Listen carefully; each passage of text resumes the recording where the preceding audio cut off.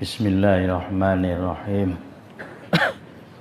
Assalamualaikum warahmatullahi wabarakatuh. Alhamdulillah wa syukrulillah wassalatu wassalamu ala rasulillah wa ala alihi wa ashabihi wa mawalah. Subhanaka la ilma lana illa ma 'allamtana innaka antal alimul hakim. La haula wala quwata illa billahil aliyyil azim. Amma ba'd. Hadirin tuan-tuan dan puan-puan jamaah subuh yang dirahmati Allah Subhanahu wa taala. Syukur alhamdulillah pada pagi ini kita dapat menunaikan sholat subuh berjamaah. Ini adalah suatu nikmat pemberian Allah yang sungguh besar bagi kita, karena kita dapat melakukan sesuatu pekerjaan yang terbaik mengikut sunnah Rasulullah SAW. Mudah-mudahan Allah menerima ibadah sholat kita. Amin ya rabbal alamin. Hadirin yang berbahagia, hari ini kita lanjutkan hadis qudsi yang saya uraikan pada hari Rabu yang lepas kalau tak silap saya, yaitu berkenaan dengan Allah menyebut kepada kita sekalian, anak Adam atau hai sekalian manusia. Yang pertama sekali Allah sebutkan, apabila engkau melakukan derhaka atau maksiat kepadaku, maka bersegeralah kamu ingat daripada murkaku. Ingat azab yang akan aku berikan pada kamu, sehingga kamu berhenti dan aku melupakan itu. Artinya, kalaulah kita berhenti dari perbuatan maksiat dan kemudian kita bertobat, tak melakukan lagi, Allah sudah tidak ingat-ingat lagi. Allah sudah lepaskan. Allah tidak ungkit lagi salah dan dosa kita. Bukan seperti manusia, kadang-kadang kita buat kesalahan, orang tidak memaafkan, atau orang ungkit-ungkit kesalahan itu, dibangkit-bangkitkan kesalahan itu. Ya, tetapi kalau Allah tidak, kamu bertobat, kamu berhenti, aku lepaskan. Kalau kamu buat maksiat lagi, kamu berdosa lagi lah tuan-tuan. Tapi kamu bertobat lagi juga, aku maafkan lagi tuan-tuan. Sampai berapa kali? Sampai kamu meninggal dunia. Maknanya kalau maksiat lagi, bertobat lagi sampai berpuluh sampai beratus pun, setiap bertemu dan bertobat kepada Allah, Allah akan memaafkan. Ghafaron. Ghafar itu artinya memberikan ampunan berkali-kali yang tak terhitung banyaknya sepanjang saya dan tuan-tuan bertobat kepadanya. Kemudian Allah ingatkan lagi, wahal adaital amanata limani tamanaka. Ini yang saya telah terangkan dulu. Apakah ada di antara kamu sekalian yang kamu melakukan sesuatu yang tidak amanah, orang lain tidak amanah kepadamu, tetapi engkau tetap melakukan baik pada dia. Allah seolah-olah nak bagi tahu, bukankah kamu telah dengan saya telah ada perjanjian. Kamu ini makhlukku, aku ini yang menciptakan. Kamu ini sepatutnya tunduk kepadaku, aku yang memerintahkan. Tapi sering kita berkhianat. Jadi seolah-olah Allah bagi tahu, apakah ada di antara kalian yang selalu dihianati, tapi dia tetap juga menjalankan amanahnya. Perjanjian tetap dilaksanakan tuan-tuan. Itu Allah Subhanahu wa taala. Janji aku yaitu janji Allah, aku memberi apa-apa keperluan kehidupan kamu. Kamu mengingkari aku, kamu tak taat kepadaku, bahkan kamu mengkhianati perjanjian yang kamu nak tunduk dan taat kepadaku pun bukan urusan, bukan urusan Allah Subhanahu wa taala. Allah tetap memiliki sifat Ar-Rahman, Ar-Rahim yang tetap memberi segala keperluan yang diperlukan oleh makhluk yang diciptakannya. Kemudian Allah tanyakan lagi, wahal ahsanta ilaman asaa ilaika. adakah ada di antara kalian atau kamu yang berbuat baik kepada orang yang berbuat jahat kepadamu? Saya dan tuan-tuan, manusia-manusia di luar sana banyak yang derhaka kepada Allah, tuan-tuan. Itu kan perbuatan jahat. Tapi Allah tetap ahsan, tetap berbuat baik pada mereka. Dan ternyata orang yang terbaik di dunia ini adalah Muhammad Shallallahu Alaihi Wasallam, dibimbing oleh Allah, ditarbiyah oleh Allah, menjadi kekasih Allah, maka dia memiliki sifat-sifat kekasihnya, tuan-tuan. Nah, selalu saya sebut orang yang rapat itu dengan kita biasanya orang yang minatnya sama, hobinya sama, tuan-tuan, ya tidak. Kalau tidak minat, hobi sama, jarang dia berkawan rapat. Karena itu kekasih ini selalu memiliki sifat-sifat sama dengan kekasihnya. Kawan rapat sama dengan kawan rapatnya.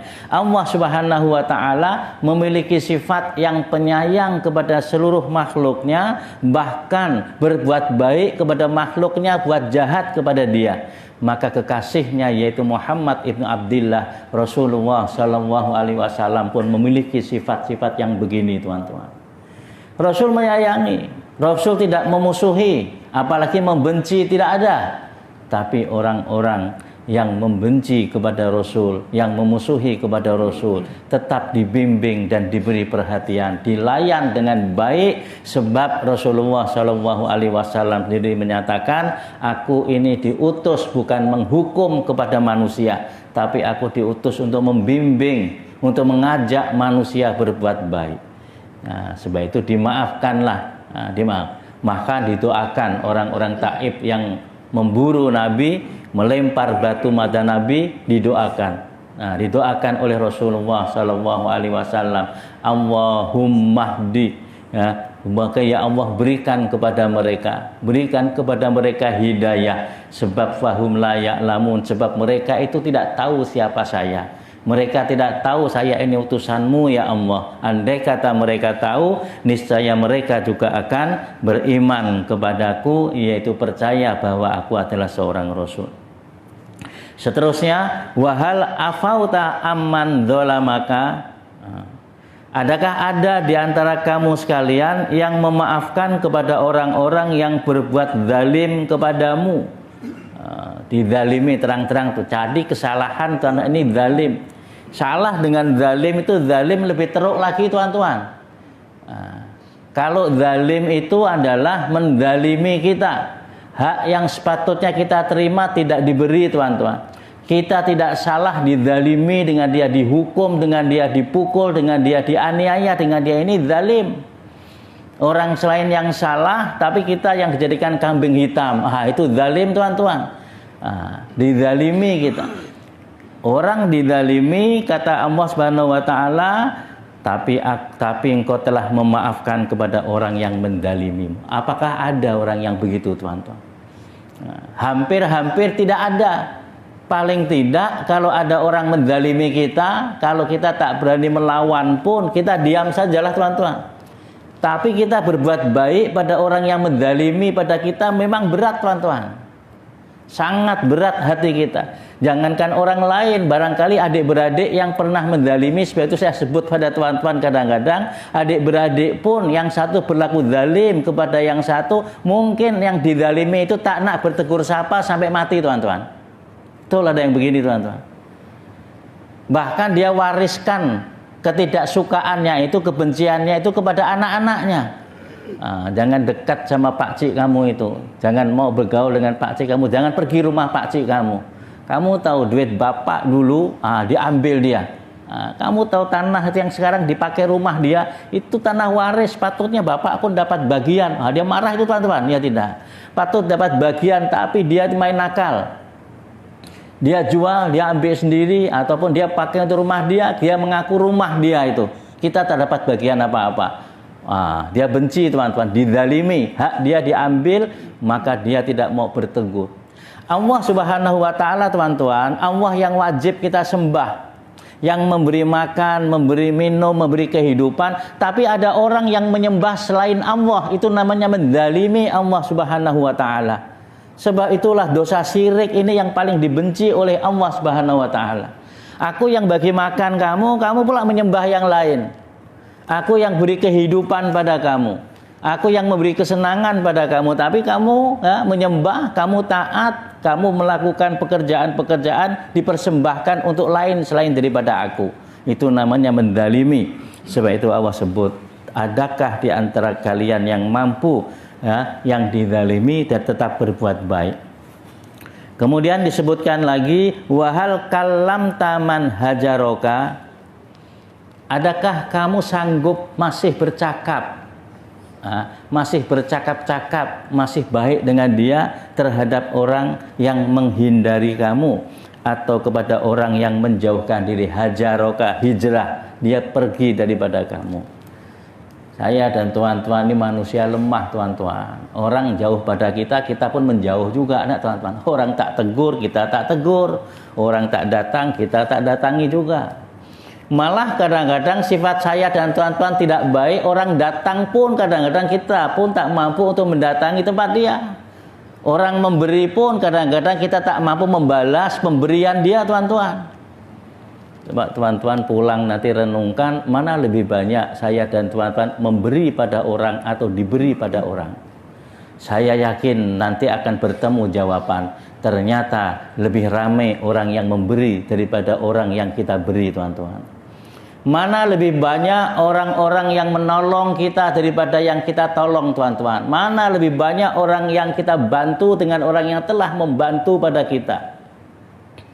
Akhirnya kalau kita tanya mana lebih banyak orang yang berbuat baik dengan kita dan daripada kita berbuat baik pada orang, kita akan menemukan diri kita ternyata kecil, ternyata sedikit yang kita lakukan. Lalu kenapa kadang-kadang kita ego, kita sombong dan takabur, teman-teman? Maka Allah ingatkan di sini, adakah di antara kalian yang bersifat begitu? Padahal orang-orang manusia-manusia banyak yang mereka itu lari daripada aku, jauh daripada aku, tak mengenang aku, tapi aku masih dekat pada dia. Subhanallah. Aku perhatikan dia. Ketika dia memerlukan istri, aku boleh bagi pasangan untuk hidup dia. Itu orang-orang yang jahat, orang-orang maksiat, Allah bagi pasangan juga, teman-teman. Ketika dia perlukan makan minum, aku hantarkan malaikat, aku suruh memberi makan, memberi minum dia. Ketika dia sakit, dia ingin sembuh, aku masih beri dia kesembuhan, beri dia kesempatan. Bukan semua orang sakit yang jahat itu Allah matikan, teman-teman. Ada yang sembuh lagi. Sudah sembuh lupa, buat maksiat lagi, teman-teman. Lepas itu Allah sembuhkan lagi, teman-teman. Subhanallah. Kadang-kadang tidak sedar lagi. Kemudian Allah sebutkan lagi, wahal wasal taman kotoaka. Adakah ada di antara kalian yang tetap menyambung silaturahim terhadap orang yang memutuskannya? Terang-terang dia memang tak suka pada kita. Terang-terang dia memutuskan silaturahim. Apalagi seperti yang sebutkan tadi, terang-terang adik-beradik apa dia kata, saya tak mau datang rumah awak. Tapi dia masih mendatangi juga, Tuhan berbuat baik. Ada tidak? Ada seorang penceramah, teman-teman. Kalau tak silap saya di Sulawesi, teman-teman. Lupa nama dia, seorang ustadz yang dia cerita di YouTube tuh, teman-teman. Dia mendatangi padri itu, teman-teman. Didatangi 2-3 kali. Lain kali saya cerita lengkap lah, dia datangi 2-3 kali. Dihalau, disuruh pergi berhari-hari, berbulan-bulan dia lakukan. Akhirnya satu keluarga padri itu masuk Islam. Tapi nak melaksanakan ini tidak senang, teman-teman, didatangi kena halau. Mula-mula dibohongi pula. Anaknya yang kata bapak tak ada besok, anaknya yang kata ada, tak ada. Padahal ada di rumah tuh, teman-teman. Tak apa, dia pulang.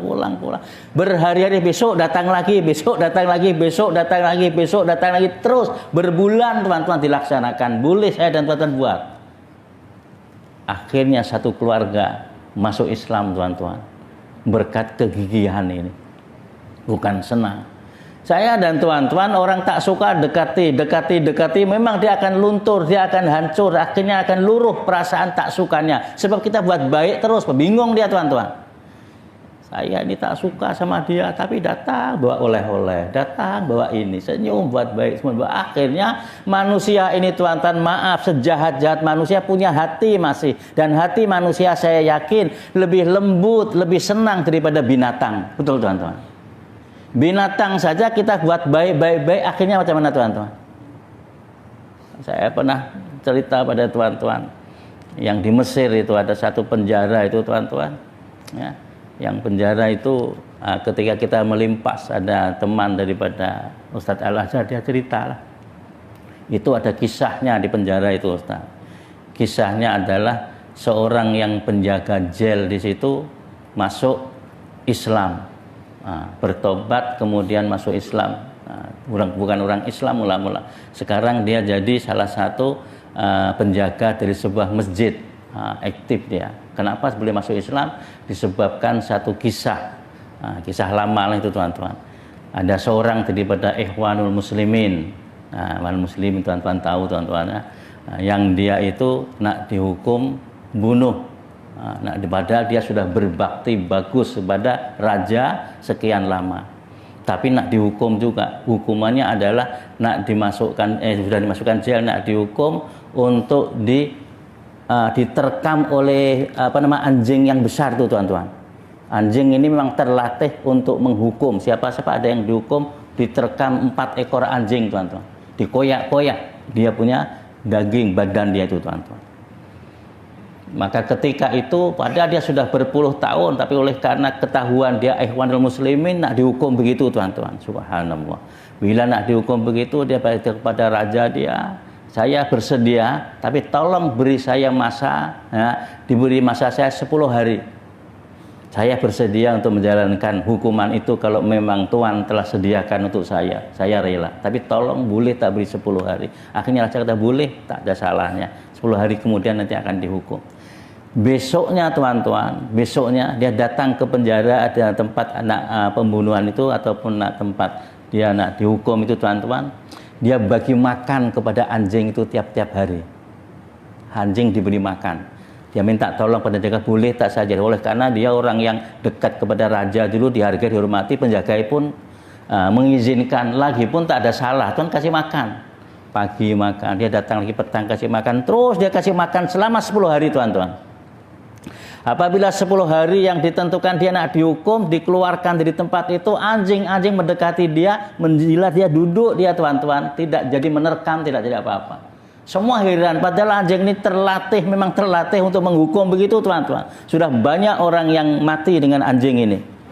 Tapi ketika orang ini masuk ke dalam, anjing ini dikeluarkan tuan-tuan, ternyata anjing ini mendekati, tunduk di depannya 4 tempat.